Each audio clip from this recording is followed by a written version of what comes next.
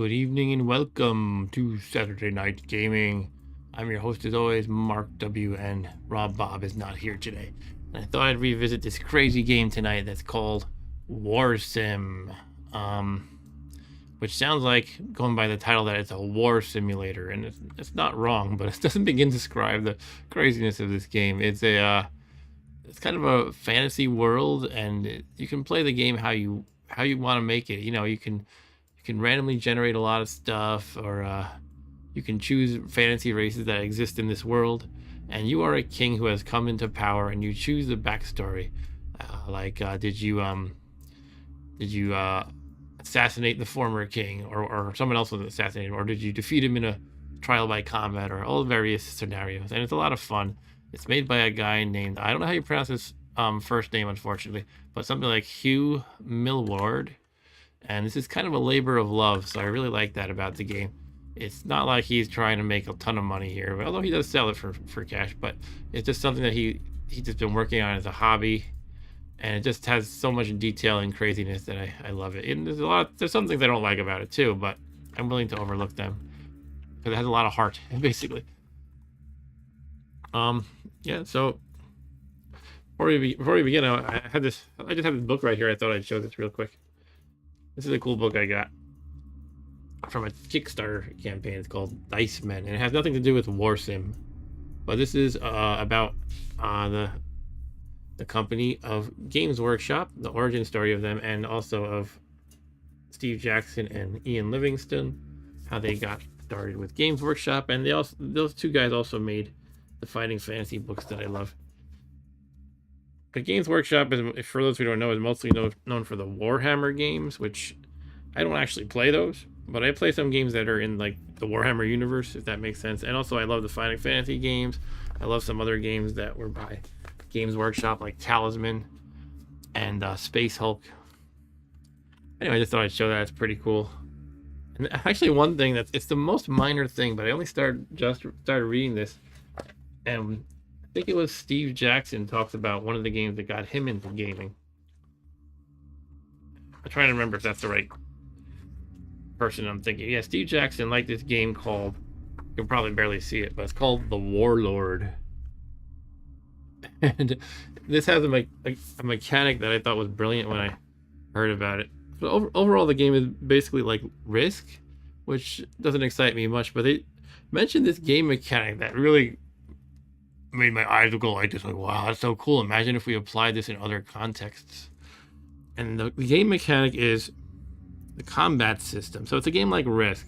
Normally in Risk, you have these forces on the map, and you roll dice depending on how many forces you have, how many units you have, or whatever.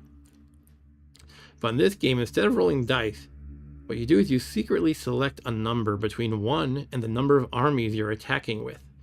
The defender must try to guess your chosen number. So it's like a little guessing game, which doesn't sound that exciting, but I'm going to keep reading. If he guesses wrong, you win. But if he guesses right, that's the number of armies you lose. And then it gets into some exceptions too, like terrain limits the range. But you think about it, it's like if you have 5 armies, that means he has a 1 in 5 chance of guessing your random number. But if you have 10, he only has a 1 in, he being the defender, the defender only has a 1 in 10 chance of guessing. So the more units you have, the lesser chance the defender has of guessing it. But, and this is an interesting little, I'll end the conversation about this book after this one point, but an interesting little caveat is that because the number, if he guesses the number you chose, that's how many units you lose. That's an incentive for you to choose your number as the attacker on the lesser side, right? So if I'm attacking with 8 units, and so I have a 1 in 8 chance. Well, the defender has a 1 in 8 chance of guessing my number, but I want to lean towards picking the lower numbers because I only want to lose like 1 or 2 units if he picks one of those. However, it becomes this mind game because the other player will know if I keep picking 1 every time, he'll know and then just guess 1. So I kind of like that idea. It would incentivize you to lean lower as the attacker, but not just like be so predictable. But then maybe once in a while you want to pick the really high number, like 8 in my example, just hoping they would never think to guess that one. So I just imagine that would be fun as you try to outthink each other. And anyway, this is Warsim. This is a game I played once on this stream in February of this year. It's now November, so 9 months ago. And I've played it a couple times since then, just on my own. Let's start a new game. So yeah, this is. I'm just gonna jump into it. Let's see. Here you decide what your world will look like. This choice completely shapes the game, so choose wisely. Yeah. So usually I just pick random races, but it's crazy how you can customize this. You can completely customize all the races. You can just select some races, or you can use some preset packs. It's something looking weird, but I keep glancing at my streaming preview, and it looks like things are flickering, but I only notice it when I'm looking straight ahead. I'm like, huh, what was that? So I don't know. Hopefully it looks okay. Anyway, I think I'm going to go crazy and pick random races, just because I don't want to waste a lot of time, but it's kind of funny that there's 94 million combinations is what it's basically saying here. Not flickering. All right. Hey, Arturo. How's it going? Yeah, something in my preview window keeps flickering. I don't know why. Do you want to leave the races that fill your world completely up to fate, or would you like the chance to select another random lot until you find the one you're happy with? I'll leave it to fate. I'm not going to be playing this whole game tonight, but what I did find was when I was playing on my own, I've been starting with very short because that just seems like, I don't know, kind of like a natural thing to do as kind of a newbie to this game. But then I started to realize I was going through the years pretty quickly and that I might run out of time. I don't know, I'm just going to pick average. Oops, 33 is wrong. 3. I will pick the currently accepted music. Currently selected music.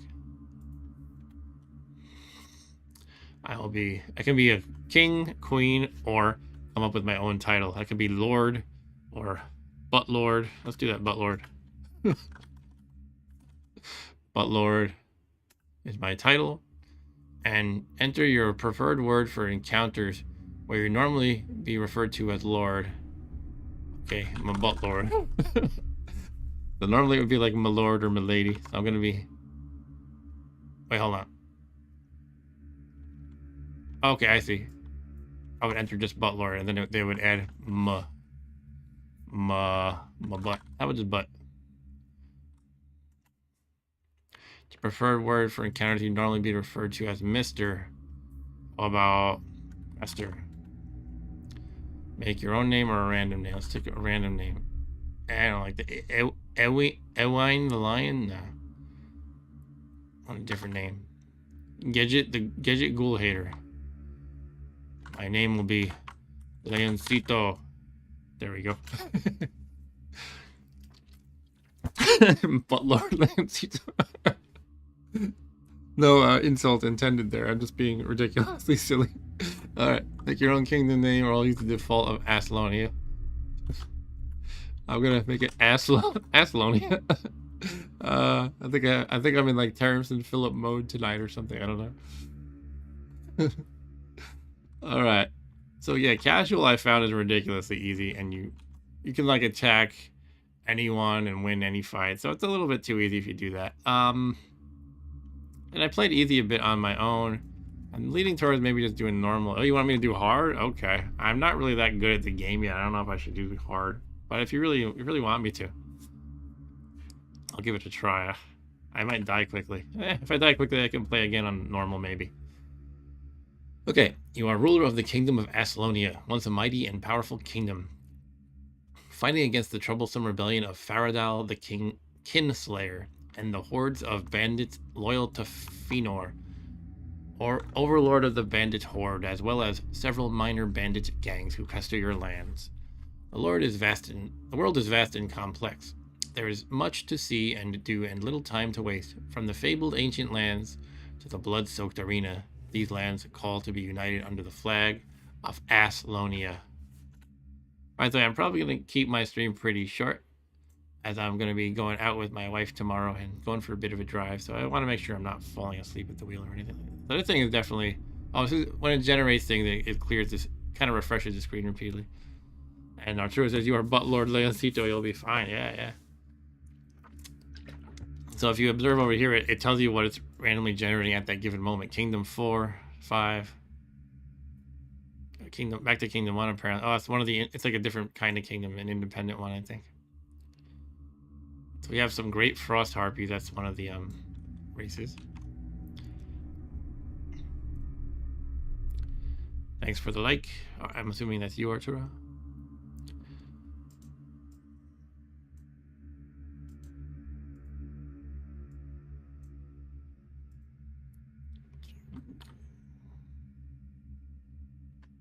Yeah, I don't know. Hard might be hard, but I'll do my best.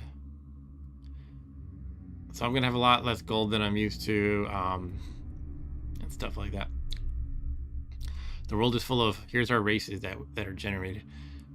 The world is full of mystery and wonder. There are many peoples in this world. They are men, great frost harpies, grim shades, tribal men, lowland ogres, soul eater liches, goblins, and demons. Huh.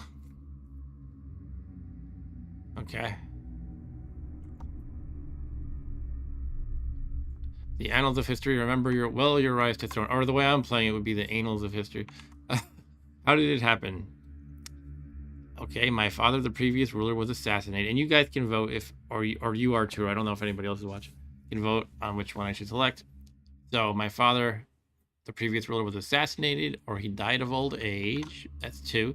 3 is that my father, the previous ruler, turned mad and was jailed. Or I won the throne in a bet. That's 4. 5, I'm a bandit warlord and I took the throne with my bandit army. That's 5. 6 is I stole the throne with demonic trickery to serve the overlord.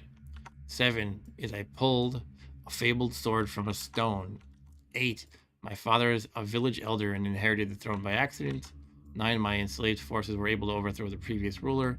10, I won the throne in a tournament to find the new ruler by strength. 11, I led a slave revolt and overthrew the slaves who ruled. 12, it's a long story. 13, leave it to fate. Arturo wants me to do 5. I'm a bandit warlord and took the throne with my bandit army. All right, let's do it. Oh, man. Interesting. So I usually, I'll read the whole thing, but usually I'm fighting the bandits the way I usually play. But this time it looks like, because of my origin, I have poor public opinion. Everybody hates me, but I have an extra 900 bandit units in my army.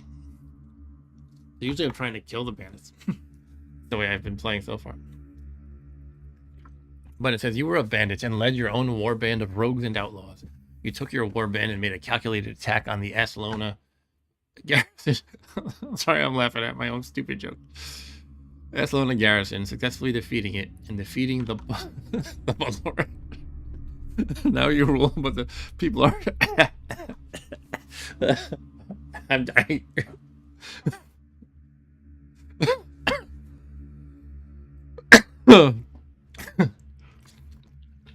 Okay. I'm using the wrong microphone. I just realized the one I didn't. This is fine. I can use this one. Actually, bear with me a second. I'd rather use my headphones because then I can hardware mute anytime I have, or anything like that. Testing. Okay, we're good. Let's test the mute real quick. Cool, we're good. All right. So we executed the butt lord. Now you rule, but the people are terrified of you and many plot to remove you. So -3 public opinion, 30, -30. Half your soldiers and peasants have deserted and joined the rebels, but I have a ton of bandits. Outlaws are forgiven in your kingdom and your jail is closed. I need to jail all the people who are not bandits, right? You're invited to the royal crowning ceremony where you can learn of your newly inherited realm. Of course, you are the ruler of this kingdom and can also ignore the ceremony completely. I'm gonna go.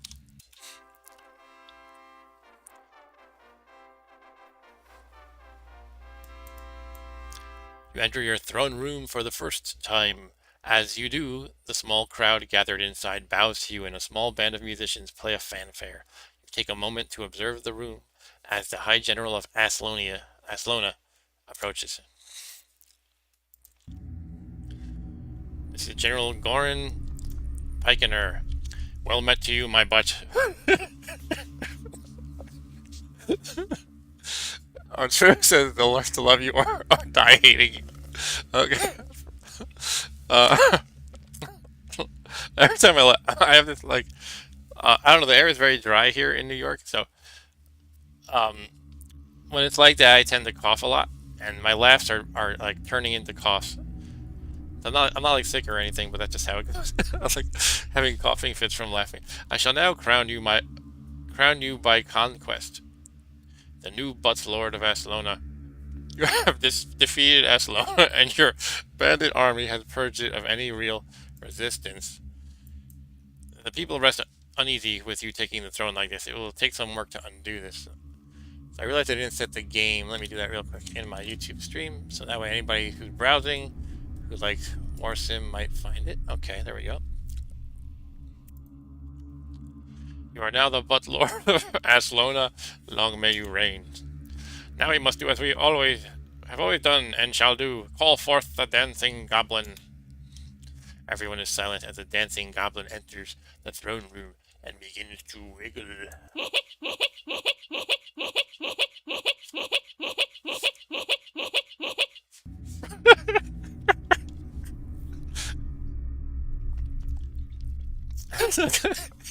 The goblin stops dancing and bows to you before leaving. I'm trying to remember why I didn't hear that before.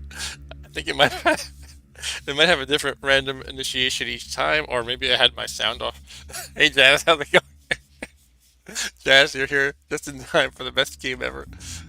I actually do like this game a lot. I'm not just making fun of it. It is a good game. It's just so ridiculous stuff too. And that brings our ceremony to an end. A ceremony is ceremony. I am Goran Pikener, the General of Ascelona. I advise you on matters of war and military. I will serve you loyally, that I swear. Now you will most certainly wish to know the state of the realm. Ascelona holds 3 territories. It's not the most territory, but it could be worse. Okay. We shall have to be careful to protect ourselves. The kingdom's personal army consists of 150 peasant workers, 37 soldiers. This is so much less than I'm used to working with. So I guess my 900 bandits will have to make up for it, though. 37 soldiers, 3 loyal knights who will serve your cause. You also have a contingent of 900 bandits and outlaws who are loyal to you and serve your will. Now that's all for military matters. For the realm's finances, the kingdom has a total of 750 gold. That's way less than I'm used to in its coffers, which is practically nothing, I agree. There's also 1090 gold in the bank. I'll need that. My butt lord, now that you are crowned, you may speak to old Kroll if you wish for any tutoring on matters of the realm. If you're unsure of what to do, I would highly recommend it, though. If you would like to discuss it later, you may do so by returning to the throne room. I'm going to skip it. Basically, because I've played this a few times.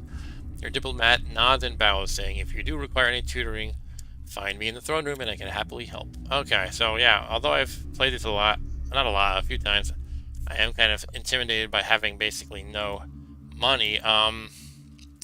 One thing you can do is go to the arena and make some money there, so why don't I start off by doing that? Uh, Hopefully it's not harder to figure out who's the stronger opponent. So you basically, there's 2 random opponents and you have to bet on who's going to win it. And usually it's obvious because you have something like, um, a, a champion ogre lord versus, a beggar. I mean, I'm not quite like that, but usually you can weigh it. But sometimes you can't tell which ones are which. So you have to but you can see who's fighting before you bet. So if you're not sure who's the stronger of the 2, you can choose not to bet. And Arturo says you are a bandit warlord. Just pay a visit to your neighbors and your money problems are solved. Well, that's one. I'll try to do that, but I'm going to start off with the tried and true way that I know that works is going to the arena. Now, it usually doesn't say the little arena. I guess maybe because I'm playing on hard, it's not as big as usual. And maybe I have to upgrade it first. The sizable venue where warriors come. Why this? They say it's little but sizable. Those are like opposites. Anyway, this is where warriors come to battle and locals pay to watch and bet. The arena is owned by a local business person named Old Kagran, the false keepgar, and the entry fee to watch a fight is 10 gold. There are 10 fights scheduled for the year, so this game takes place in years. You do everything that you're allowed to do within the scope of a year. So what I found is often good to do is just try to make all your money in the arena off the bat. So we can do a couple of random things as well, like speak to a local patron just for fun. If there's one thing I can't stand, it's a high entry fee. The lower it is, the more people come, but the money is the same. Why do they need to make it more expensive? I'll tell you why, to punish the poor. Yeah, you tell them.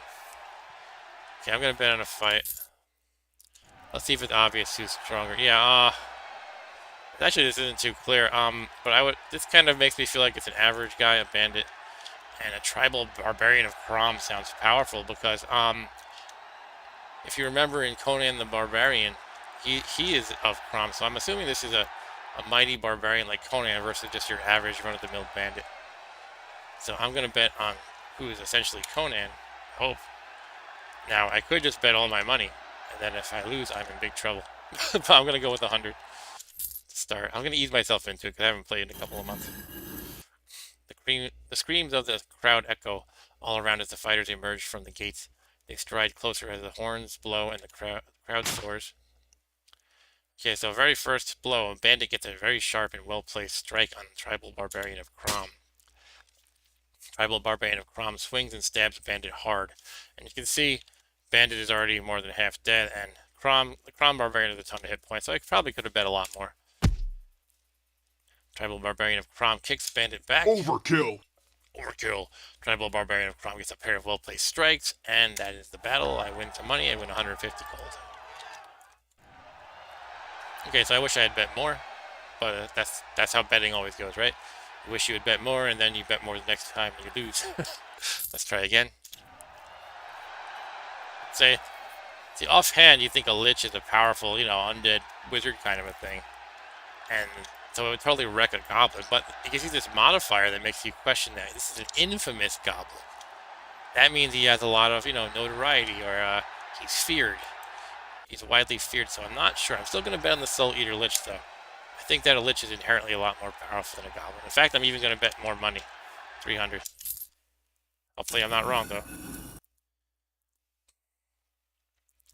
Soul Eater Lich has got to be able to take out a Goblin, right? No matter how infamous. Look at their hit points. I think the Lich is definitely going to win. Some of the members of the crowd hold up a banner with the words, "We bet on Soul Eater Lich." Yes, you and me both. Goblin took 31. Soul Eater Lich gets a quick and sharp blow. Soul Eater Lich gets smashed by a bottle thrown from the crowd. Some beer bottle, probably by some drunk person. Soul Eater Lich gets a fairly light, blow on Infamous Goblin.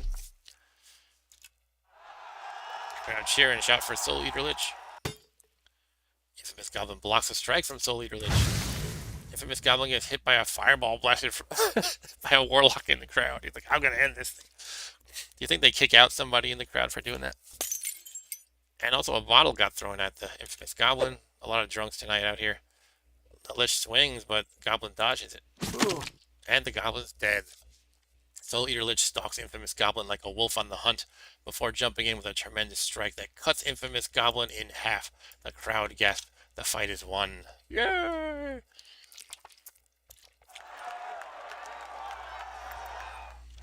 We know who we need in these battles. We need what's his name? Kenshiro from Fist of the North Star, Janice. He'd be like, alright, now I'm getting more confident in my betting, but I don't want to mess it up. So. Okay, we have a Great Frost Harpy Warrior versus a Lowland Ogre Champion. That's tough because I don't know, they both sound badass. Basically, Champion and Great are the kind of modifiers here, and just basically means they're both awesome. I don't know which one is more awesome. I think I'm gonna keep the bet low. This could be slow bad. It was not slow bad. What do you mean, Arthur? I don't know what slow bad means. And Janice, is this Pokemon before Pokemon? Actually, this is from 2017. Believe it or not, this is not an old game. I'm gonna bet on the Harpy. I'm not confident in betting a ton. I'll go with 100. You know, it's like Pokemon before Pokemon. Maybe a game I'll play on way back Wednesday sometime. It's called Mail Order Monsters. Okay, so hit points wise, the Ogre is stronger. Doesn't necessarily mean he's gonna win though. Look at that. The Great Frost Harpy Warrior stabs and rips open a deep wound in Lowland Ogre Champion's chest. Another hit. A miss. The ogre swung and missed. Oh. Ogre champion swings and stabs Great Frost Harpy Warrior. Ogre champion grins at Great Frost Harpy Warrior. And Harpy blocks a swing. Oh, snap! Lowland Ogre champion swings down 2 hard strikes on Great Frost Harpy Warrior. So Harpy Warrior is almost dead. She might lose. Oh, there goes my 100. Okay, I lost that bet. So far I'm up a good amount overall. Keep going. Soul Eater Lich or Grim Awoken Shade? Jeez, I don't know. I feel like Shades. Shade is usually like kind of a weak undead creature, and the Lich is always super powerful. I just don't know what Grim and Awoke is. Maybe they're woke. I'm gonna go with the Lich though, and I'm even gonna go on with a pretty daring bet. If I lose this, it's gonna hurt me the whole game probably. So let's do it. I'm getting a little risky. Come on, eat some souls, you Lich.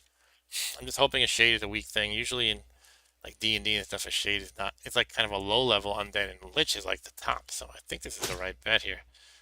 It looks like it's going well so far. I won't read every little thing. Just maybe the interesting ones.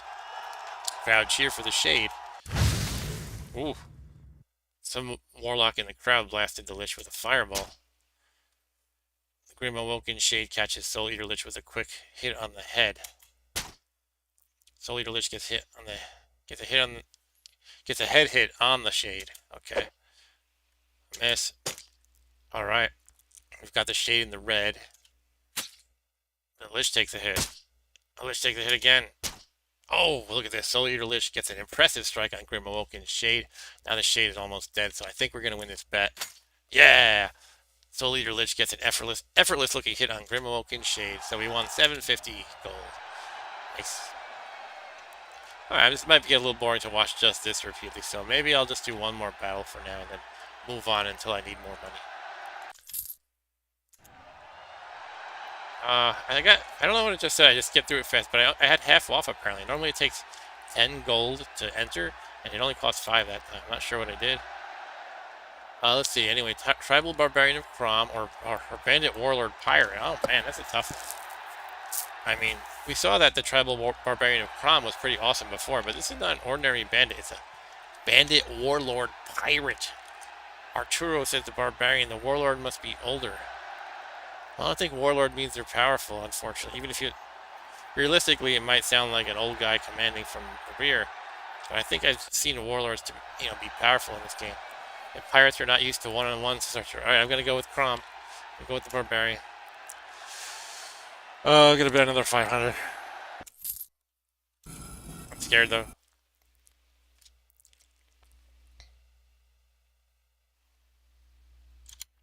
How do the hit points look? Okay, looks like I definitely bet on the right guy as far as hit points so far. It doesn't always mean everything, but yeah, minus 40 to the bandit, so that's good off the bat. Bandit Warlord Pirate shouts, "You never should have come here." You're gonna die probably, dude. Ha! Barbarian gets a pair of quick strikes on Bandit Warlord Pirate. Yeah, this looks good. Okay, look at this. Tribal Barbarian of Crom and Bandit Warlord get caught in a parry. Tribal Barbarian of Crom breaks the parry instantly and gets a sharp blow in. Yes. Oh, Barbarian did take a light hit. Oh. And 2 fast hits got placed against the Barbarian. Tribal Barbarian of Crom shouts, "Fight me or die!" 28 hit points against Bandit. And a glass bottle hits the Barbarian for 9. Light hit against the Warlord. Bandit Warlord, we're doing good. I think we got this. Let's keep going. The crowd starts chanting, "Bandit Warlord Pirate! Bandit Warlord Pirate! Bandit Warlord Pirate!" Oh, you guys are betting on the wrong guy here. Uh-oh. The crowd loses, and I win. Alright. Tribal Barbarian of Crom effortlessly cuts off Bandit Warlord Pirate's arm and leaves him squealing. He's not squealing anymore, he's dead. Good call. Arturo, high five from across the border. Alright, so we won some money. Now we have 2,000 390 gold. Before, I don't remember what we had originally, but I think I started with about 750 and I took 1,000 out from the bank, so you can do the math there. Let's speak to the arena owner. Well met. How can I help? What is this place? It's the arena. A place where some seek glory, other wealth, and I make a tidy profit giving it to them. I could say I would like you to close this place down. I make a lot of money here. I want to tax you. Who are you? I can purchase the place. He says, I'm the owner of the place. I try to keep it in best order as I can. Alright, let's leave him alone for now.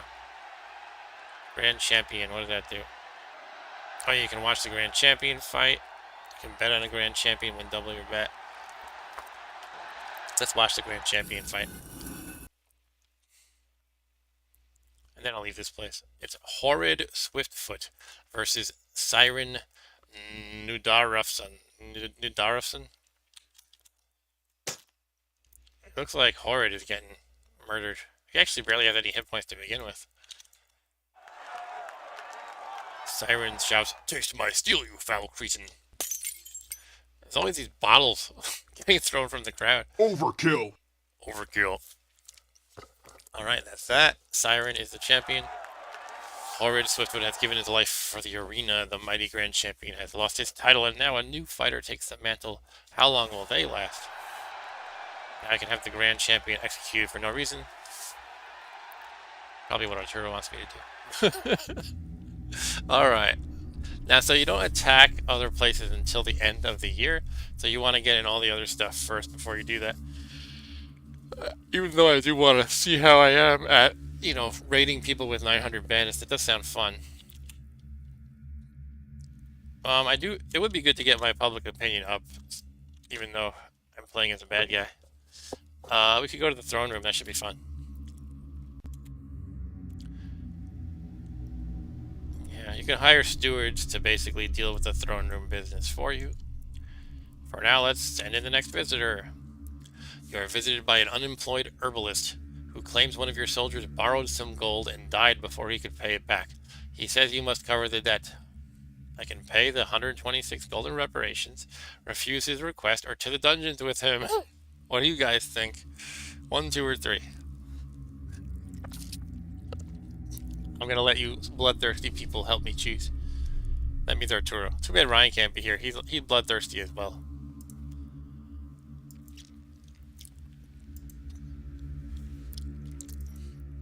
Alright, I'm gonna give it a couple more seconds, then I gotta pick something. 3, says Arturo. Alright, to the dungeons with him.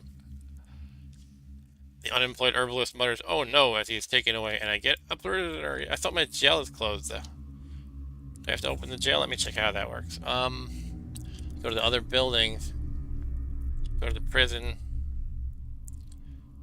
You visit your prison. It's a small walled building that has a maximum capacity of 1,000 total inmates. How many prisoners do I have? 17. Okay, I thought it said it was... Maybe the jail is something different from the prison. Technically, a jail is just like a small temporary holding cell. I don't know.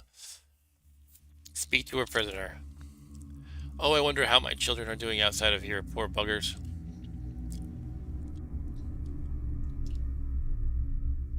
Okay. Back to the throne room. Send in the next visitor. A peasant man arrives in your court and asks if you fancy flipping coins for fun. Alright, I'll flip him for all his gold, 48. You both put your bet gold forward and form a prize pool of 96 gold. Should I call heads or tails? Heads or tails? Let's see, I'm gonna go with tails. Oh, I lost. Fancy another flip my butt? Yeah, let's do it. Call heads. Oh, I lost. Am I always gonna lose? Let's keep going. Oh, I lost again. I'm gonna force him to give me all my gold. The peasant man sighed and said, I wonder, my butt, if you can even comprehend just how much you have really taken from me. The peasant man shouts nope and dashes out of court really quickly. Oh, did I lose the money anyway? Damn. That sucks. Why didn't my guards stop him? Probably because everybody hates me. Alright, that was terrible. thought my guards. Usually, when someone like tries to run or something, it says like my guards tackle him. Oh well. You're visited by an armed bandit who says he's a lone sellsword and can be hired and join your army for 20 gold. So what? I get one more bandit on top of my 900 for 20 gold? Nah. That's not fair. And he storms out of your court. Next visitor. Yeah, I got so scammed. That was sucky. You're visited by a peasant who says he must pay a troll 100 gold or he'll eat his children. That's one again. Refuse to help. The farmer frowns. He looks to the floor and walks away. You are visited by a bald miner who steps forward and says, "My butt, I have something important to tell you. By the way, if you're still here, Janice, you can choose how people refer to you in this game. Usually it's my lord by default, but I went for butt because I'm a butt lord." He takes a moment and then says, "I love you," before running for the door laughing. Guards kill him. The bald miner hears your order and bows his head, allowing a guard to get a clean-cut beheading him. Might as well. The rumors of your cruelty spread. Okay, I gotta start being a little nicer, because it actually is good to have some public opinion. I actually suspected that because other things I did not decrease my public opinion. I kind of suspected that maybe I was at the bottom, like the absolute minimum. But that's not the case, apparently. Your guards bring forward a man who's accused of pickpocketing. I'll ask him to explain himself. Arthur says, "Why would you kill the one guy that loved you in the whole realm?" Good point. I didn't do it, I swear. Ask the arresting guard for a statement. He could be guilty, who's to say? So I actually know how this tends to go. If basically the accused person says he's innocent and the guard is kind of like, "Oh, I don't know," then you're better off releasing him and you get some public opinion from that usually. Well, I didn't get the public opinion that time. Maybe I'm just so... Maybe the hatred is so deeply entrenched in everybody. You are visited by an armed bandit who says he will fight you for a fee of 13 gold. Fight for you, okay. Again, another bandit, one more on top of my 900. I'm going with no. For now, maybe later that'll be worthwhile. Fight for you for 23 gold. Nah. Maybe I'll try just one of them, see if it gives me public opinion or anything else. Traveling bard. So actually, what I found in my playthroughs offline are that this gets annoying, these musicians. So you can actually select to not let them even approach the throne. So I'm going to show you what this is like once, and then I'm probably just going to not do it again. Listen to the song. Okay, increase my relation to the Musicians Guild for what it's worth. And you have to wait for this. It says you can hold spacebar to skip, but it doesn't actually work. I'm pressing it now.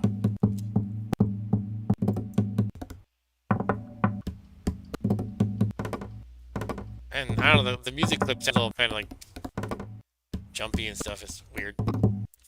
So you just keep watching this. You have to wait like 30 seconds or something. That was a great performance, I'll say. Oops, oh no, I hit the wrong one and gave him gold. Oh, meant to hit one. Well, now the music guild really likes me. What's your name? His name is Zeb. Hire him as a member of staff. How does that work? I don't remember what the point is of hiring musicians. Sure, I'll hire this one. I have a drummer now. Oh, I guess it just gives you Musicians Guild again. So I have good relations with them and everybody else hates me. I'm like some band that everybody likes, but in person I'm a total jerk to everybody.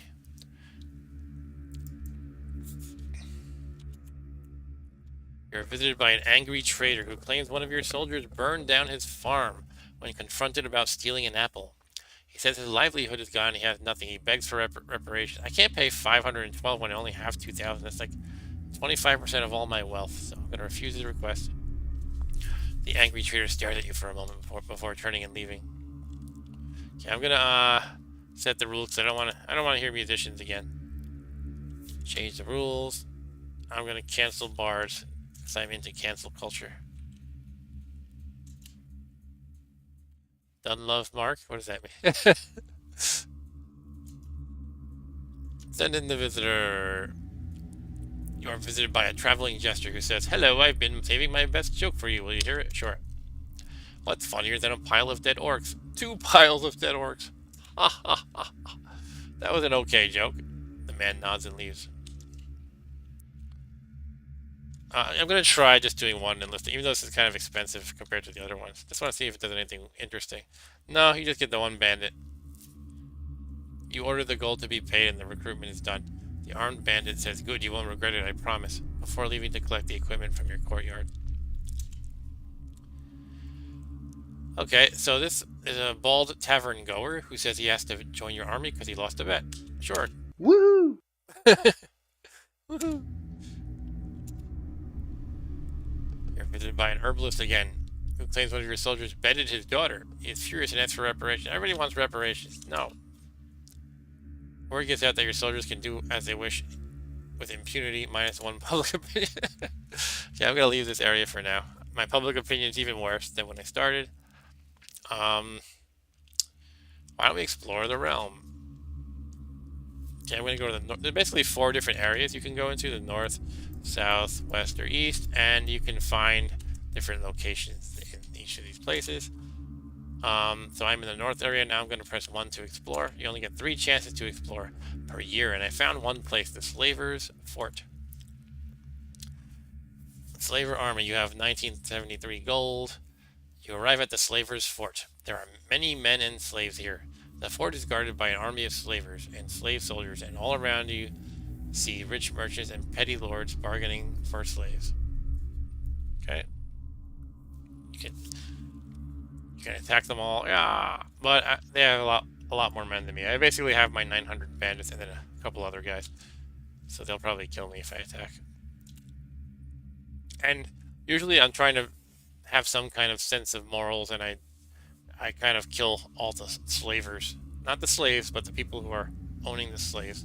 But maybe since I'm being a bad guy, I could buy some. I don't know. I feel bad doing that because in real life I think slavery is extremely, horrible. But I can pretend I'm a bad guy for now, I guess. You enter the Great Hall of the Slavers' Fort. The room is full of slaves working hard at work cleaning and maintaining the hall, which itself is a marvel to behold. In the center of the room, the slave master sits menacingly on a black marble throne. Talks to the slave master. You approach the slave master. He greets you coldly with a gaze that feels almost penetrating. Okay, what is your name? My name is not common knowledge, nor shall it be. Okay, tell me about this place. This is the Slavers' Fort, the most ancient surviving home of the art of slavery. Oh boy, this guy's a real gem. How long have you ruled? A long time, but not nearly long enough. What is this guy even saying? What do you do here?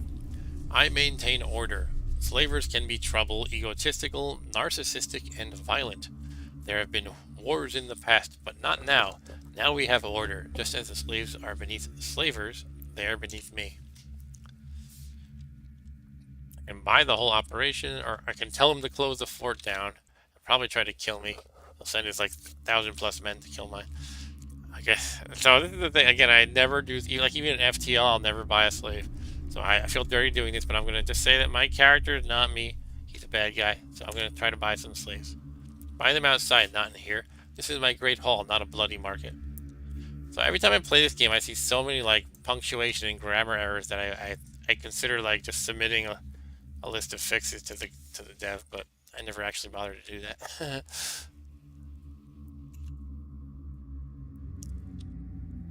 Alright, let's speak to a random slaver. Saw someone speak out against our master once, and his throat slit in seconds. Had his throat slit in seconds. Watch a slave brawl. The slave master calls in 2 slaves and orders them to fight the court. The court crowds around, and the 2 slaves spend no time waiting before charging into each other violently. We have Barax the Broken versus Timon the Slave. Timon the Slave lands a light punch on the opponent and a bone-shattering punch. Barax the Broken lands a light punch, and we can just basically watch them punch each other for a while. This is a strong punch, I think. It says light punch, but I thought I saw this hit points go down a lot, but that was probably from the previous hit. Punch, punch. Ooh, Timon's gonna die. fighting is finally over. The winner of the fight is Brex the Broken. Okay, I don't know what I see. This game has a lot of things like that where there's no game mechanical reason to choose an option. It's just like you watch some animated fight. I don't know why some of the things are like that, but I kind of appreciate the detail. It's kind of fun and ridiculous in a good way. Learn about the history. Slavers' Fort was formed centuries ago by many rival slaver dens that operated across the realm, but mainly the east. Following a war between many of the slaver groups, a pact was signed whereby a council of masters from each clan and den would sit, and thus the war ended. The council chose the north to settle in as it was easier to defend and would attract less trouble than anywhere else. Over time, the council grew smaller until just one man held charge, the slave master. The fort is the hub of slavery across the realm and caters to many. So, talking about grammar, by the way, when we commonly chat, we tend to just, these days we tend to just kind of, we string together multiple sentences and just kind of stick commas into them, even though that's not what a comma is for. So over here, there should really be a period right here instead of a comma. And this would be a capital O. So this kind of make all these grammar errors make it a little bit awkward to read. Ask about the garrison here. We have 5,000 slave soldiers, 500 slave soldiers, 950 slaver soldiers. I find the word slave to be difficult to say. Slaver, soldiers, slavers. We have 200 slavers and 10 slaver lords. All right. I don't even know what a slave does in this game for you. But I'm going to try buying some, even though I find it repugnant. One of the slavers approaches and asks how many slaves you would like to buy.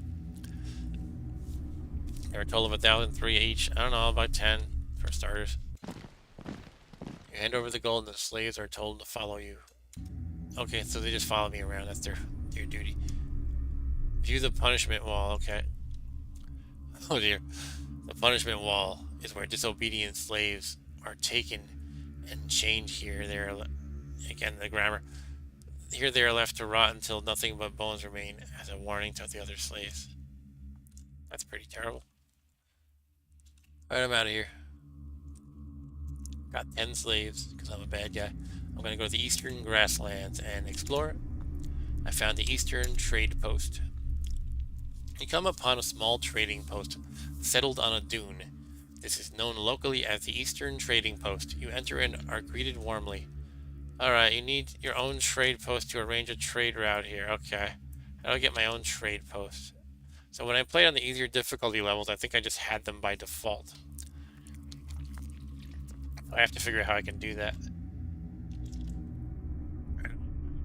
The head trader, what do you do? Make sure the men are happy. Make sure passing caravans are doing their jobs. What do you trade? Anything we can, really, whatever is currently in demand. We send caravans out of Farad to buy goods and then bring them back into Farad to sell them. Sometimes the other way around. Tell me about Farad Desert. Not a great place for trade, but we do have somewhat of a monopoly on caravanning through here, so I can't complain. Where are you from? From the village of Rim My Butt. Rim My Butt. I am another grammar lesson. Anytime you address somebody, you're supposed to put a comma if you're going to be actually grammatically correct. It looks like almost like this is one thing. I'm from the village of Rim My Butt. Anyway, I am local to these parts. That's why I've been able to carve out a living here. Okay. How much money is trade worth to me? The deal would stand to make you somewhere in the range of 100 or so gold per year, maybe a little more if you have better roads or a bigger trade post to allow for better trade capacity. We don't claim to be able to make anyone rich, but every little helps, right, my butt. Every little bit helps, I guess they mean. Okay, so let me see how I can make my own trade post, because I didn't know you even had to do that. Maybe I could go to in other buildings. Does not mention a trade post here. Excuse me. Loss of the land. Gambling tax. I could always pile on the taxes since everybody hates me already. You can even have a tax, comma, tax, whatever that means. You tax people's tax. More tax equals more tax.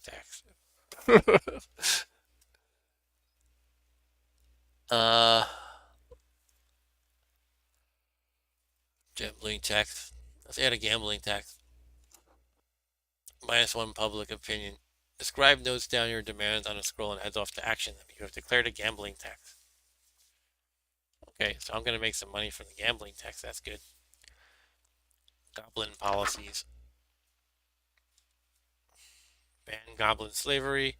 I can declare a goblin scourge, so that's pay 4 gold bounty per goblin head. I can begin the goblin celebration. So much you can do in this game, it's crazy. Mercenary policies. I can outlaw mercenary companies. Crime policies. Everybody must be a criminal.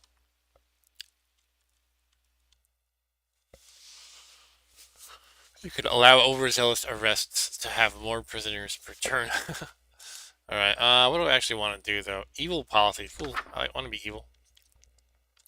Your scribe pulls out the scroll of evil policies and prepares to make amendments to it. I can declare pillaging. Your soldiers can rob peasants. You get a cut. Declare a curfew. More arrests. Declare a breathing tax. More extra money for people. Declare a walking tax. Declare Aslona a slave kingdom and enslave all the people. Jesus Christ. This game.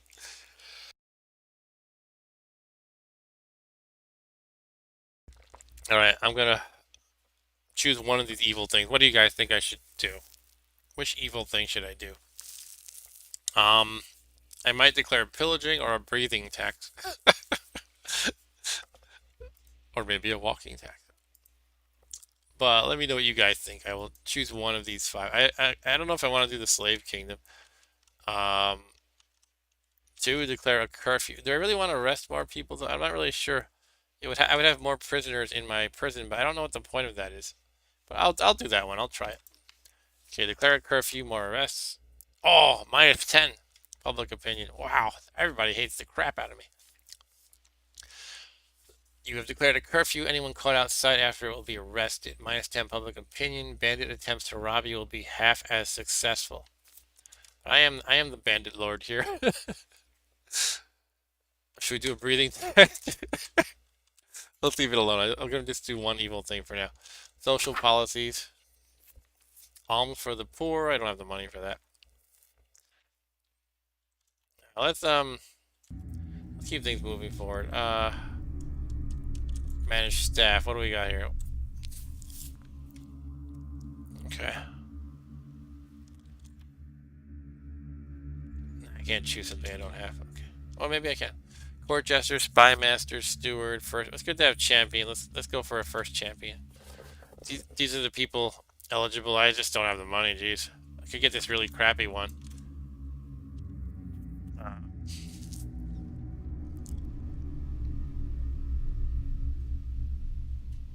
I'm gonna skip having a champion for now. Alright, let's do another explore the realm. Let's go to the Southlands. And I did not find anything, so that's my last exploration chance for the year. We could bet more in the arena. Maybe I should do that. Gotta get a lot more money here. Cursed Great Frost Harpy Queen versus Banished Bandit. Alright, here we go. I'm gonna assume that this Harpy Queen is badass, and the Banished Bandit is probably not that big a deal. So this is probably gonna destroy me if I lose this bet right here. But I'm gonna do it, because I feel like I have barely any money. I bet it all, 1933. I feel like I probably might as well just quit if I lose this bet. But here we go.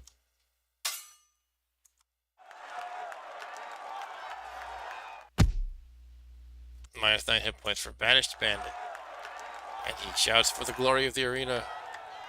And the Harpy Queen turns and grins to the crowd. The crowd cheer and shout for the Banished Bandit. Harpy Queen gets a head hit on Banished Bandit. Here we go, a devastating hit on Banished Bandit. This is going well. And the Harpy Queen gets an effortlessly well-placed strike on Banished Bandit. We win 2,900 gold. Nice. Okay. Whew. And yet I have 28.99. I wonder what that's about. Maybe it had to do with the entry fee? No, I don't think so. Anyway, we need some hardcore betting probably to get back in the game money-wise, especially since I blew so much cash on that scammer, the coin flipper. Gideon the Bolt or Blessed Knight? I have no idea. I don't know what the Bolt means. Is that like a person's name, like a hero? Like he's a lightning bolt? I have no idea. So I'm gonna just keep the bet low, I guess. I'll keep it at 100. But I'm betting on the Bolt as opposed to the Blessed Knight.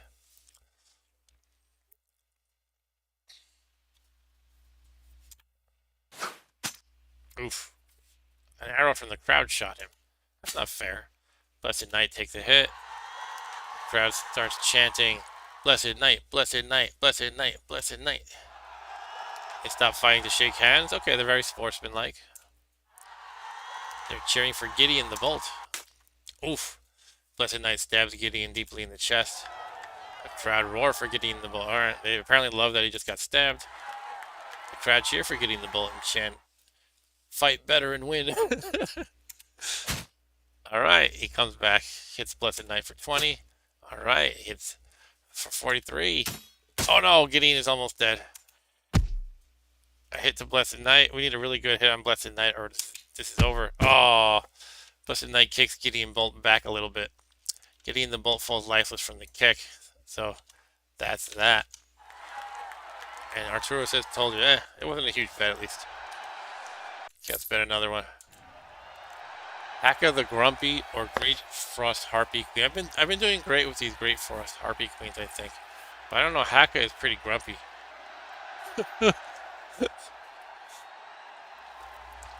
I'm going with the Great Frost Harpy Queen. I was going to say 1,000. Let's do 500. I'm not super confident. This grumpiness might be a powerful ability of his.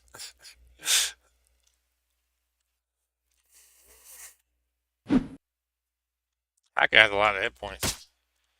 Now he has a lot less. Okay. Yeah. Haka the Grumpy gets hit by a fireball, blasted by a warlock in the crowd. Alright, that was good. Harpy Queen wins. Didn't even take a hit point of damage. Okay, let's go. Let's keep making some money here. No one, the friendless dual wielder. That's a lot of...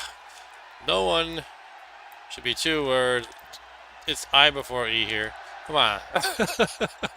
It's too bad I'm such a stickler about spelling and grammar. Need to do something about that warlord to keep interfering with the fights. I'm gonna bet on Soul Eater Warlock of the Dead. Put 1,000 on him. Look, actually the arena only has this much that I can bet on. That's how much they have to be won.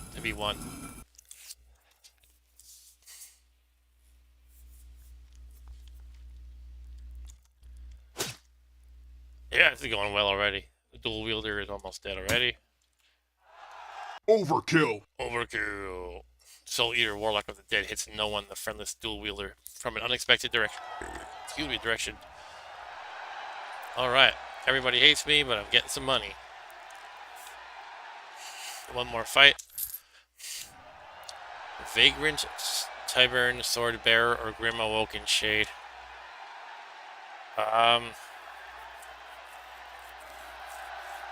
mean, the Shade was weak before, but that was in comparison to the Lich. I'm trying to remember, wasn't I kind of impressed by his hit points regardless? I think he was just totally overpowered by a Lich, but maybe he's not bad though. Vagrant, meaning like a wanderer kind of person, I guess. I guess I'll go with the Grim Awoken Shade, but not with much confidence. I'll bet the max 367. That's not a huge amount, so if I lose it, that sucks, but overall, we won with the arena, right? This is the last fight anyway. Okay, so actually the Shade doesn't have a lot of hit points, but with that first hit, they're kind of roughly neck and neck.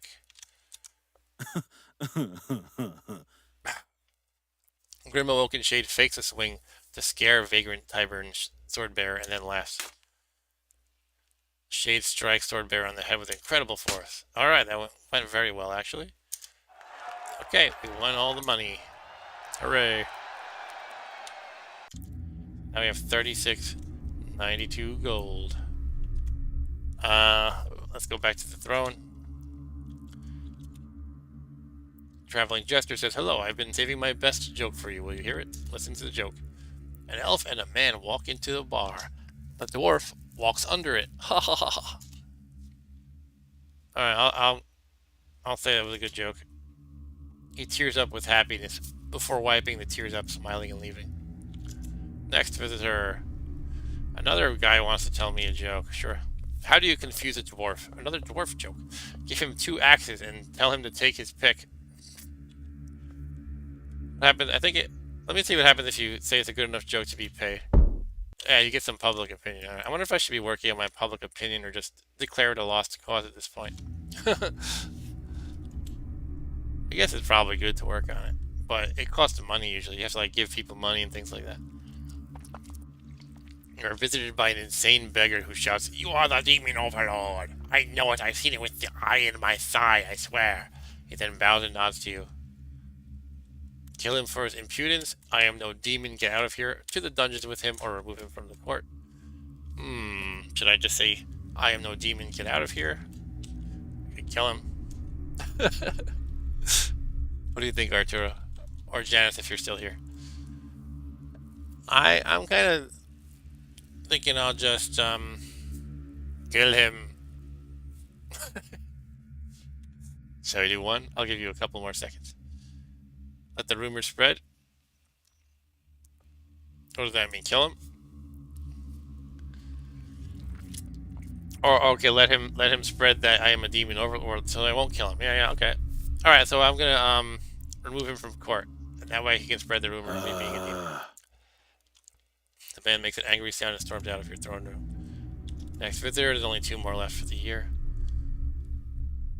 You are visited by a great frost harpy from Diarchy of the Great Frost Harpies, who seeks refuge with you, having been mistreated. I could have a great horse harpy in my army. Let's ask, how were you mistreated? They did not recognize my talent. Okay. So what I found sometimes is if you, actually I don't know if I'm like enemies with these great frost harpies, but if I am, then if I accept them, it'll like reduce my public opinion. But you know, I haven't looked at those relations yet, so I don't know if I'll just accept them. I'll have an extra thing in my army.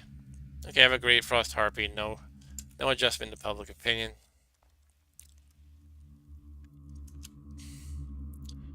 Let's see, kingdom upgrades. Can I afford anything here? Military building. Oh, this is probably where you would get the trading post. Maybe that's in productivity, I think.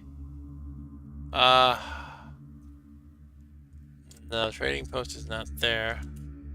It might be in income buildings. Yeah, there it is. 2 trade posts, but it costs 5,000. I think I want to get that, but I have to save up for it probably. Is there anything else that's worth getting? Military buildings. I could get some guard genital protection plates. Your guards can't be hit in the balls. I guess I should probably recruit some people who are not bandits. I don't know.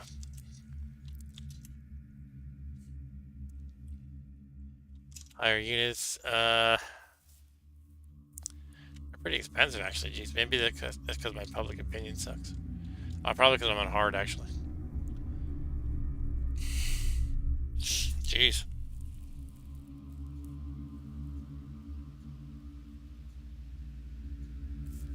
Hire tribal goblins from the local goblin slaver. They're cheap. The knights are very expensive. I'm gonna get some goblins. Alharn, the goblin slaver, is brought before you. He offers enslaved goblins, I don't know what the quote is there, as loyal Servants and cheap fighters for only 5 gold per head. He has 107 available. You note that these so-called goblins are most definitely enslaved humans painted green. Oh, come on. You can afford 107 of them. You currently have 10 slaves in your range. Okay, so a slave is a slave, I guess. I will buy 50. Are they 5 each? 50, fine.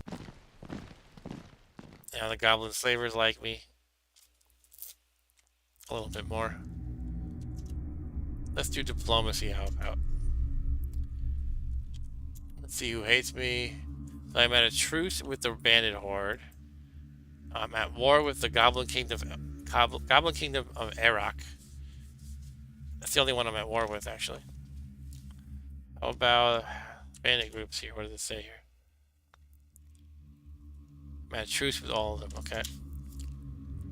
Ascalonia Militia. Give the militia orders.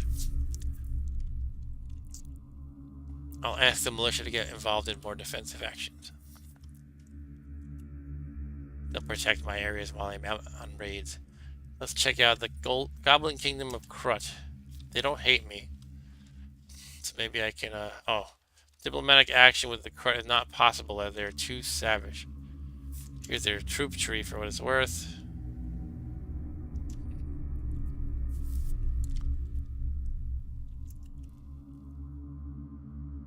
One of the 2 largest goblin clans in the land, the rival to the Kingdom of Iraq. They're tribal in nature.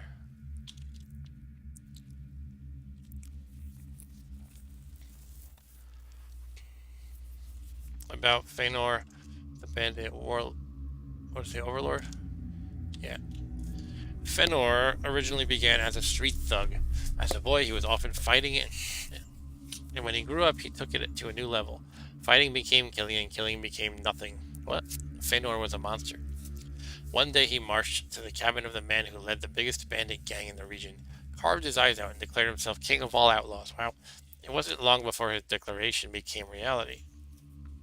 What's their relation to other factions? Okay, all the red is people who hate them, basically. My own people hate me. I'm very talented like that. Okay.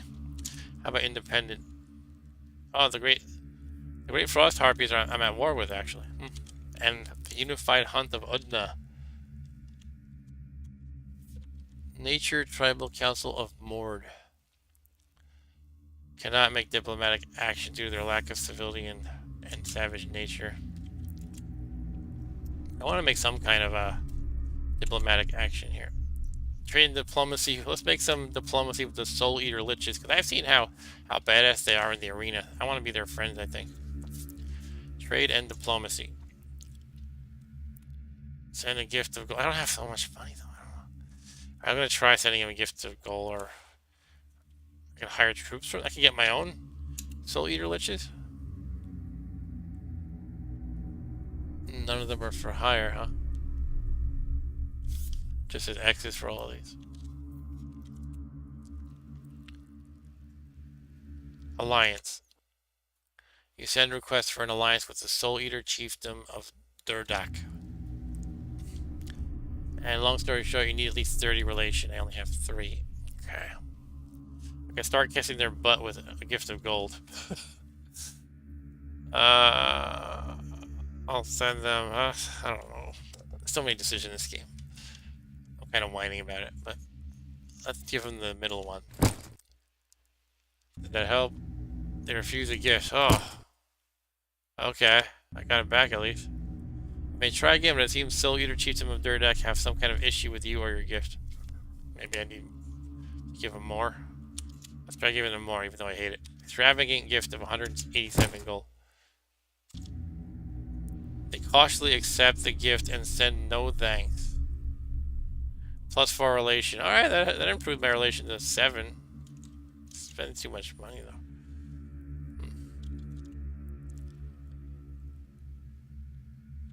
Wait a minute. The Soul Eater Chieftain of Durdak is made of 11 troops. Come on. But they're known and feared as the undead masters of the underworld. A deadly and violent force. Its people are said to consume the souls of the dead. They are said to get stronger as their enemies fall before them. They believe in hate and suffering and are considered by many to be a force of evil in the world. But they are they're a highly civilized group. Their famed words are trust, greed, blood, companions. Crazy. I feel like with 11 of them, I should be able to just overwhelm them with numbers. I don't know. I'll try to be their friend anyway. I already spent some money on them. All right. You can spend like all day looking through all the menus in this game. That's the only. It's the kind of the good side of it, and also the downside. Oh, apparently I have a visitor waiting in the throne room. I thought I used them all. 6 mercenaries from the black market who wish to work for you for 234. Yeah, sure. Oh, that was just 6 bandits. Okay.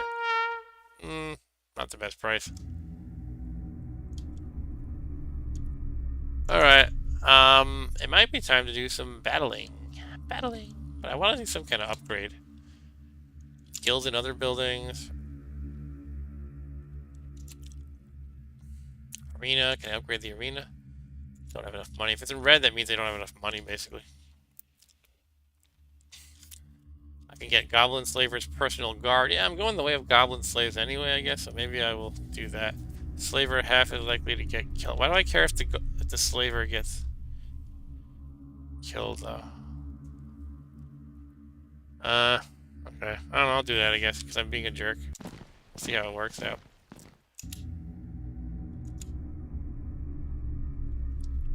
Recruitment buildings. A 1 in 20 chance of recruiting a knight each turn? Sure. That's not much, is it? This doesn't cost a lot of money either. Let's get both of these. The goblin hut as well. 1 in 3 chance of a goblin joining you each turn. Single goblin isn't really much to write home about. Military, I could get recruitment signs. Sure. What did it say? Oh, shoot. Alright, can't scroll back. Maybe I can replay in my preview window. Let me see what it said.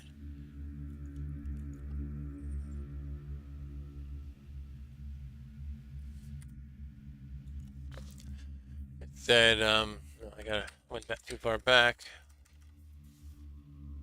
Hold on a second. Let's try to see what it was.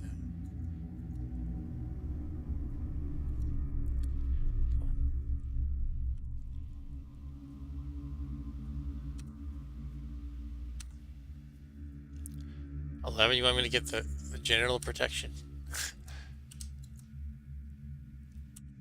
I could do that.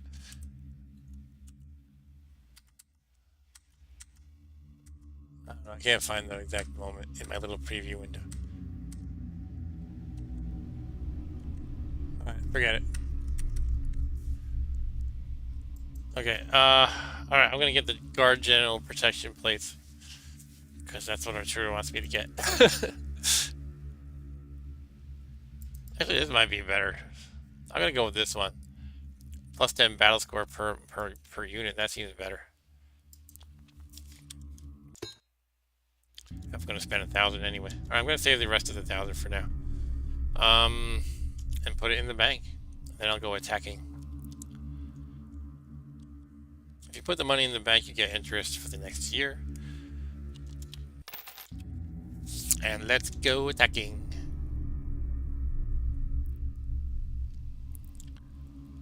In the current year. Turn that down a little bit. Jesus, it's loud. Okay, we're at truce. We're at truce with all these bandits. War drums, yes. Maybe I'll go after the unified hunt of Udna. Because we're at war with them anyway. I should have probably looked into them a little bit more in the diplomacy screen. But hey, let's get crazy. We're at war with them. I'm at war with these guys too, but I'm trying to kiss their butts. No, not with them. With the Soul Eaters, I'm kissing their butts. I guess I could go to war with the Great Frost Harpies. Arturo says hiring that drummer has paid off, yeah. I could go for the Great Goblins, try to kill them. I'm gonna go for the Unified Hunt of Udna. I don't even know what they are or anything. That's my only concern. Okay, let's go for you can go with different levels of attack. Skirmish, Raid, Invade. And basically it's As you go down the list, it's greater risk, greater reward. So I'm going to go with number 2. I don't know what they have. I should have looked into it deeply. But let's choose myself. We'll send all the peasants. It's good to have some guys in reserves. 20 soldiers. 1 knight. And a lot of bandits. We gotta overwhelm them with bandits. We're gonna go with 700 bandits. Alright. And my 1 great frost harpy warrior, sure. My boss, do you wish to watch the battle take place or just hear about it afterwards? Let's watch it live. Alright, here we go. I don't know what to think about this. Windy sky sweeps the battlefield. Do you wish to launch the attack or wait a while in hope of more favorable weather? If it's a choice and this is considered bad weather, I guess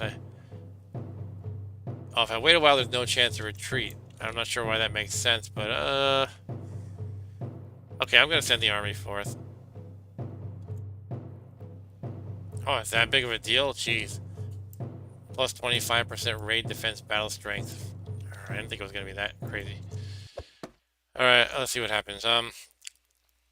Through strong winds, your army quickly marches out to meet the hostile group. A lone arrow is loosed, and with that, your army charges out. So, I killed 1 grim corpse shade off the bat. Jeez. I guess I'm fighting more undead things. Oh, these are all those shades that we... Oh my god. Okay. So I'm losing a lot of guys, basically, and they lost 5. Okay. Oh, that was a good round. You feign a withdrawal and managed to get unified Hunt of Udna to move out of the better position before turning back and attacking. Yeah, that was a good run. Look at how many I killed there. Wow. So yeah, each round, you know, it can be positive or negative, obviously. That's about a wash. Because I think their guys are probably stronger than mine, so it's like a better value. I've killed more value worth of their guys, I believe. And the story is... Actually, this is a random event, actually.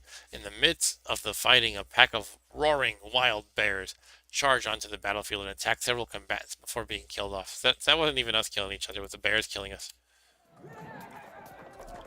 No one side can take advantage, but both fight on with equal force in an attempt to crush the other.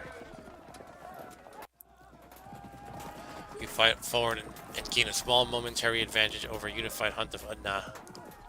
Okay, it looks like I'm gonna win this. That was not a good round for me. Unified Hunt of Udna manages to push forward quickly and penetrate the center. The breakthrough does a great deal of damage. Alright. I'm not going to read everything at this point. Okay, we're taking a lot of casualties, but we're about to win. There we go. You managed to break through Unified Hunt of Udna's center before forcing them back. The raid was a success, and your troops loot all that they can get their hands on. 522 gold. I was hoping for more than that. -6 relation with the Unified Hunt of Udna. Your troops managed to salvage a single chest of loot. Also another thing. You open the chest and find a well-carved wooden goblin head statue inside. It's worth 20 gold. And that's it, I guess. So you can look at the whole battle report if you want. So they lost 292 troops. I lost 348. Okay. You receive a report of the goings on in the last year. Okay, it looks like it was not attacked at least. Let's read through an advanced report. Here's all the things that happened. Your treasury has increased by 2193 gold, and your bank has increased by 1 gold in interest. That's not a lot, but you can see all the income and stuff. Look at the bandits. The bandits are doing good jobs pillaging. That's good. Taxes. My gambling log earned me 520. 845 from general taxes. 274 in tributes from Alharn the Goblin Slaver. And your peasants and slaves earn you 25 gold from this year's harvest. The interest is basically garbage like in real life. Actually, in real life it's better than that even. This is like 0.1% on your on your savings account. Yeah, I guess it can be good to pillage. Look at this. It's good to be a bandit pillager. Oh, look at this. My public opinion is dropping even more.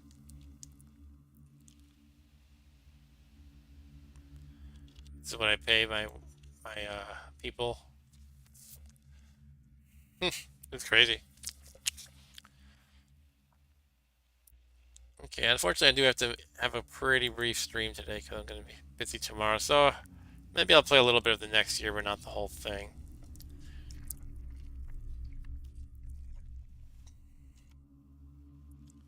Move on. Alright, so now it's the next year. And we did earn some money. Hooray! I only have 3 visitors in the throne room. Maybe because my public opinion sucks? I don't know why exactly that happens. Okay. So what I need to make the trade post that I wanted, was it 5k? Don't have that much. Let's go to the arena and make money. That's the best way to make money. Vagrant's Tribal Barbarian Warrior versus Faradin the Decadent. I mean, I guess Tribal Barbarian Warrior is always a good thing to bet on.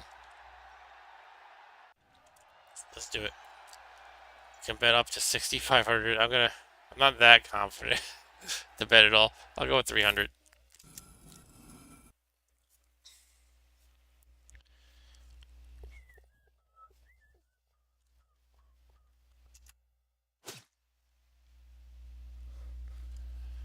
Okay, how is this? Yeah, Faradin looks like he's a weaker guy offhand. Ooh, but he got a critical hit.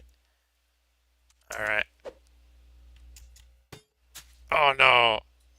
Tribal Barbarian Warrior's down to 1 hit point. Overkill. Okay, I bet on the wrong horse that time. Bet on the wrong Barbarian that time.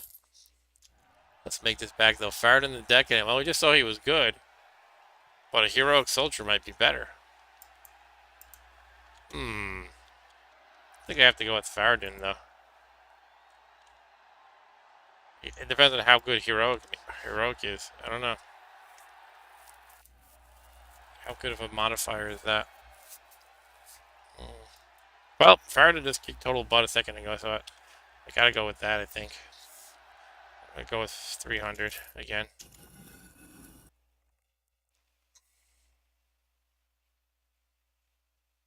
Don't let me down, Faradin.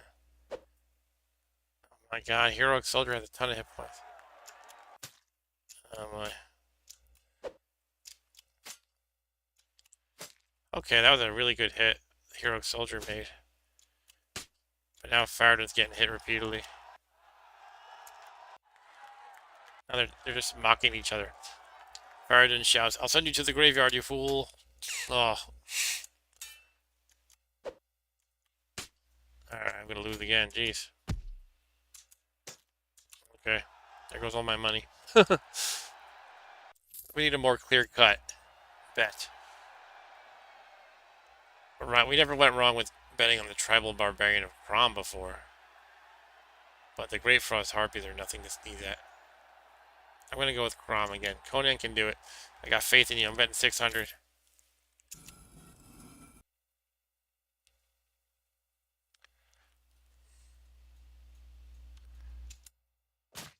By Crom. Yes, yes, yes. Alright, it's going well. Going. Should have bet more, maybe.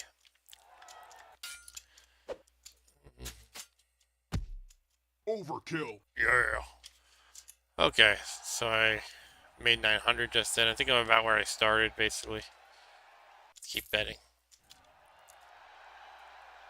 Nilaran, Dayseeker the Third, or Lowland Ochre Champion. So when you see a name like this, I guess it's supposed to be some champion fighter or something like that. But this is an Ogre champion down here. I don't know, this is a tough one. I'm gonna go with the number 1. But I'm not betting much.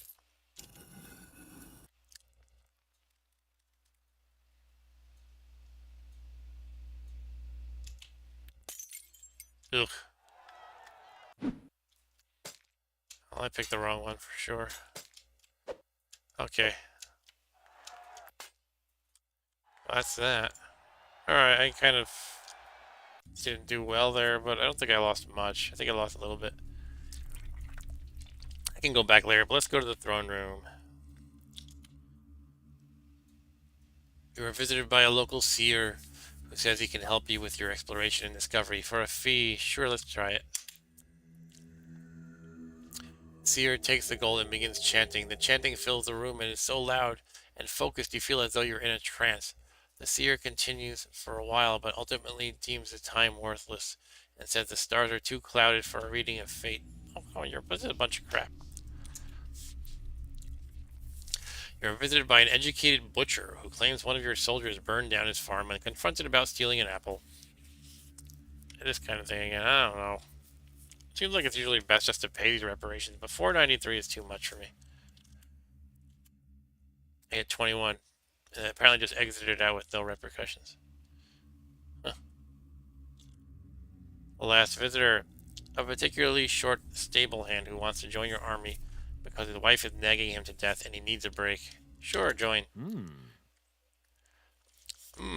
If I'm a big, strong soldier, I'll get all the ladies, right? Alright, that was that. Quick throne room.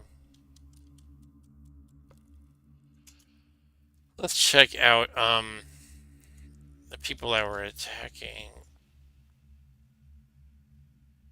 They're not here, they're not... Wait, Udna. Those are the people I hate.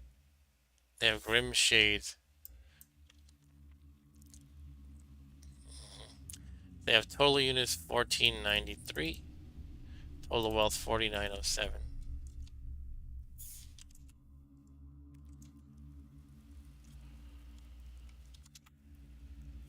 Here are the adventurer groups.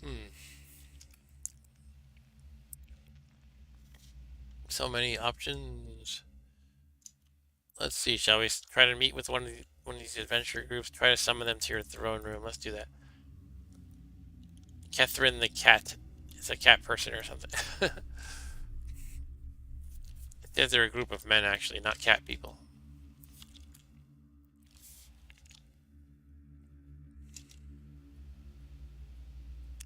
Their goal is wealth.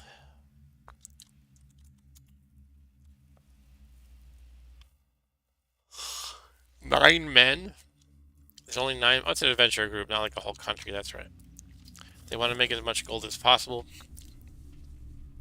In the year, I guess the year 132, they recruited 5 new members who recently deserted from a watchtower. Alright, let's try to summon them to my throne room. Why not? You wish to summon the Catherine's adventurers to your throne room. How do you propose we do it?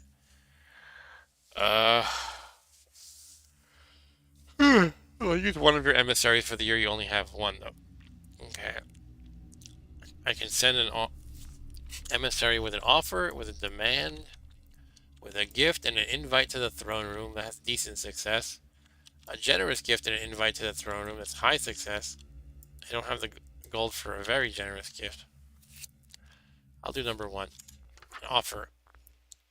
You send out the emissary. I didn't offer demands. Number 2 is for demands. Okay. Alright. Your emissary heads off to try and convince the Catherine's adventurers. Anything could happen, but several things can impact your chances of success. It says -1 chance due to your demands. -5 chance due to your relations with the Catherine's adventurers. Catherine the cat refuses the invitation but sends a warm greeting to you. Alright, so I use my emissary for the year. Alright, I'm tired and I do have to go. So yeah, I wish I could have done more turns, but I had to keep this stream short as I mentioned. So I'm going to end it there. Maybe I'll resume next week. We'll see. Actually, next week I'm probably not going to be streaming because it is my my annual Saturday after Thanksgiving board game meeting that I like to do. My board game gathering. It's called Evil Saturday. I've been doing that since something like 2008, and I'm going to be doing it again next week. But we'll see. I don't know. In these COVID times, sometimes it's like nobody wants to do that anymore. So we'll see what happens. It's possible I might wind up streaming anyway. Cool. I'm glad it was fun, Arturo. Yeah, I wish I could have done more. Maybe do some more attacking and stuff like that. But yeah, I do got to end it. So thanks for watching, Arturo. Thanks for watching, Janice, if you're still there. Thanks for anyone else who watches this or the archived stream. I know usually Mr. Anthony watches the archive. So Thanks for watching, Anthony. But I'll see you next time. I'm gonna try to do a Wednesday stream though, even though it's the night before Thanksgiving. I think I can do a stream then. That's way back Wednesday. But that's all for tonight. Thanks, Arturo. Thanks, everybody.